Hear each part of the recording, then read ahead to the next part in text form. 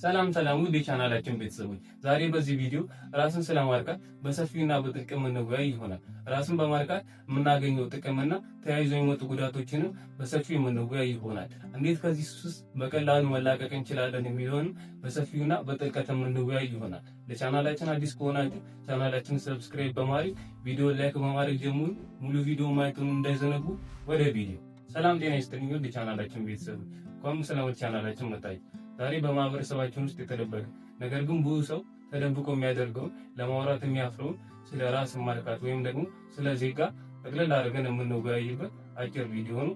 ቪዲዮ ሙሉ ማየቱ እንዳይዘነጉ። እዚህ ግን ጉዳይ በማህበረሰባችን ውስጥ ብዙ አፈ ታሪኮችና አባባሎች አሉ። ከነዚህ መካከል ዓይንን ያጠፋል፣ የጀርባ አጥንትን ያቀልጣል፣ ብሎም ደግሞ መሃንነትን ወይም ደግሞ መውለድ አለመቻልን ያስከትላል የሚሉ አባባሎችና አፈ ታሪኮች አሉ። ከነዚህ መካከል እውነታው የቱ ነው? ጥቅሙስ ምንድን ነው? የሚያስከትሉት ጉዳት የቱ ነው የሚለው በስፋትና በዝርዝር የምንወያይ ይሆናል። ከሕክምናና ከሳይንሳዊ አንጻር ሰፋ አድርገን የምንወያይ ይሆናል። ቻናላችንን ሰብስክራይብ ያደርጋችሁ። ወደ ቪዲዮ።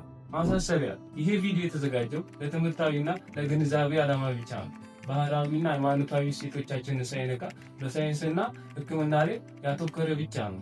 መጀመሪያም ከሳይንስ ውጭ የሆኑትንና ሰዎችን ለማስፈራራት የሚጠቀሙባቸውን ነገሮች በዝርዝር እናያለን። እነዚህ ነገሮች እውነት ይጎዳሉ የሚለውን በስፋት እናያለን።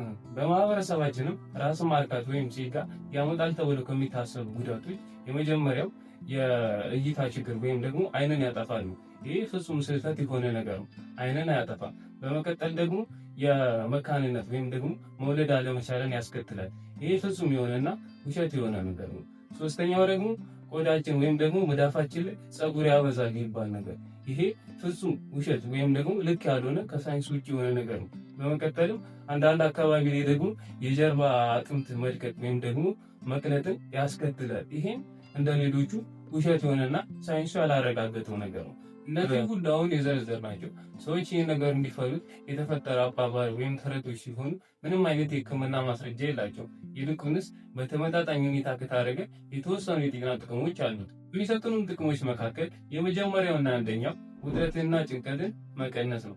ይህም የሚሆነው ራሳችንን በምናረካበት ጊዜ በውስጣችን ኢንዶሮፊንስ እና ዶፓሚን የሚባሉ የደስታ ጊዜ ሆርሞኖች ይለቀቃሉ። ይህም በሚሆንበት ጊዜ አእምሯችን ውጥረትና ጭንቀቱ እንዲረጋጋ ወይም ደግሞ እንዲቀንስ ያደርጋሉ።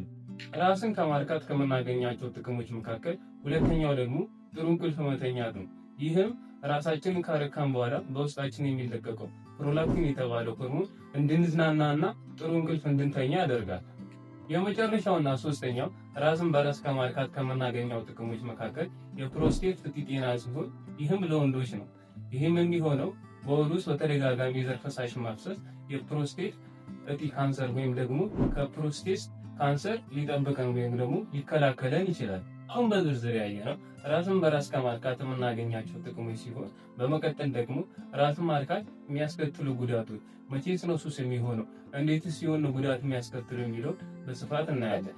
በሚያደርሱን ጉዳቶች መካከል የስነ ልቦና ጫና ወይም ደግሞ የጥፋተኝነት ስሜት ሲሆን ይህም የሚሆነው ብዙ ሰዎች ከሃይማኖትና ከባህል አኳያ ይህን ነገር ወይም ደግሞ ራስን ማርካት ከፈጸሙ በኋላ ከፍተኛ ጸጸት ይሰማቸዋል።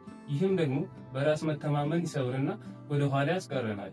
ሁለተኛውና ራስን በራስ ማርካት ከሚያደርሰው ጉዳት መካከል የየዕለት ተዕለት ኑሯችንን ማስተጓጎል ነው። ይህም የሚሆነው ራስን በራስ ማርካት ከፍተኛ ደረጃ ላይ ሲደርስ ትምህርት መማር፣ ሰዎችን ማግኘት እንድንጠላ ወይም ደግሞ ማህበራዊ ተሳትፎችን እንድንጠላ፣ ብቸኛ እንድንሆን ወይም ደግሞ ለዚህ ነገር የሚመች የሪያሊ እንድንሆን ብቻ ያደርገናል። ይህም በሚሆንበት ጊዜ የዕለት ተዕለት ኑሯችንን ያስተጓጉላል ወይም ደግሞ ያልተሳካ ያደርግብናል። ሶስተኛውና ራስን በራስ ማርካት ከሚያስከትሉ ጉዳቶች መካከል በግንኙነት ጊዜ እርካታ ማጣት። ይህም የሚሆነው ሴጋን የለመደ ሰው ወይም ደግሞ ሴጋን ቀን በቀን የሚያደርግ ሰው በእውነተኛ ግንኙነት ጊዜ እርካታን የማጣት ወይም ደግሞ ቶሎ የመጨረስ ይገጥመዋል።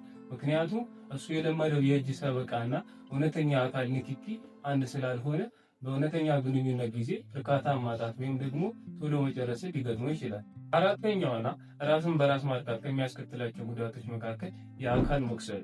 ይህም የሚሆነው ራስን በራሳችን በምናረካበት ጊዜ በኃይል የሚፈጸም ከሆነ የቆዳችን መላጥ ወይም ደግሞ ማበጥ፣ መቁሰል ሊያስከትል ይችላል። ይህም የሚሆነው ነገሩን ወይም ደግሞ ራሳችንን በምናረካበት ጊዜ በኃይል መንፈጽም ከሆነ እነዚህን ጉዳቶች ሊያስከትልብን ወይም ደግሞ ሊያደርስብን ይችላል። ራስን በራስ ማርካት ወይም ሴጋ የሚያስከትለውን ጉዳትና የሚሰጠንን ጥቅም በዝርዝር እንደሚከተል ያየን ሲሆን አሁን ደግሞ ከዚህ ነገር ወይም ደግሞ ይሄ ነገር ሱስ ሆኖባችሁ መውጣት ላቃታችሁ እንዴት ልውጣ ላላችሁ ደግሞ 3 ቀላል መፍትሄዎችን አዘጋጅተንላችኋል። ራስን በራስ ማርካት ለመተው ወይም ደግሞ ከሴጋ ሱስ ለመላቀቅ ማድረግ ያለብን የመጀመሪያውና አንደኛው ቀስቃሽ ነገሮችን ማስወገድ ነው።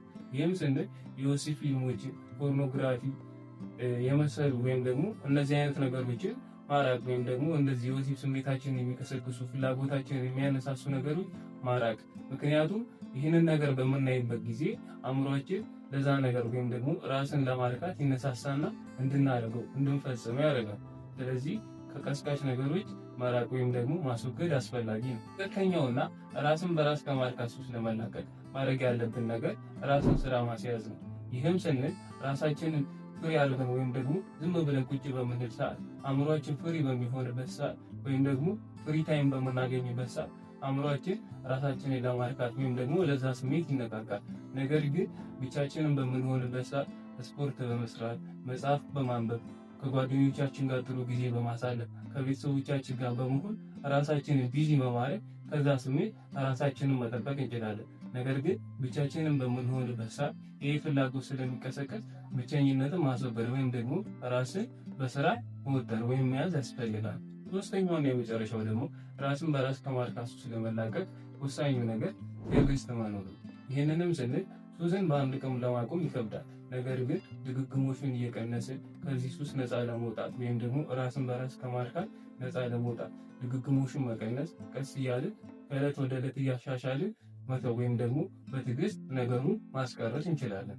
በአጠቃላይም ስናየው ራስን በራስ ማርካት ወይም ደግሞ ሴጋ ከፍተኛ አካል ጉዳት ወይም ደግሞ የከባድ በሽታ ሊታይ የሚችል አይነት በሽታ አይደለም። ነገር ግን ሱስ ከሆነብን ወይም ደግሞ የየዕለት ተዕለት ተግባራችን ከሆነ ከባድ የስነ ልቦናዊና ማህበራዊ ጉዳት ሊያደርስብን ይችላል። ከዚህም ሱስ ደግሞ እንዴት እንደምንላቀቅ ከለያየናቸው መፍትሄዎችን በመጠቀም በቀላሉ ከዚህ ሱስ ነፃ መሆን እንችላለን እና ራሳችንንም በቀላል መንገድ ማከም እንችላለን። በስተመጨረሻ የዛሬው ቪዲዮ ይህን ይመስላል። ይህን ቪዲዮ በብዙዎቻችን ዘንድ ያለውን ፍርሃትና የተሳሳተ አመለካከትን የሚያስወግድ ሲሆን ይህም ስለሆነ ለጓደኞቻችሁ ሼር በማድረግ ቻናሉን ሰብስክራይብ በማድረግ ቪዲዮ ላይክ በማድረግ ለቀጣይ ቪዲዮ አበረታቱን እላለሁ። በቀጣይ ቪዲዮ እስክንገናኝ ጤናችሁን ያብዛልኝ። ደህና ሁኑ።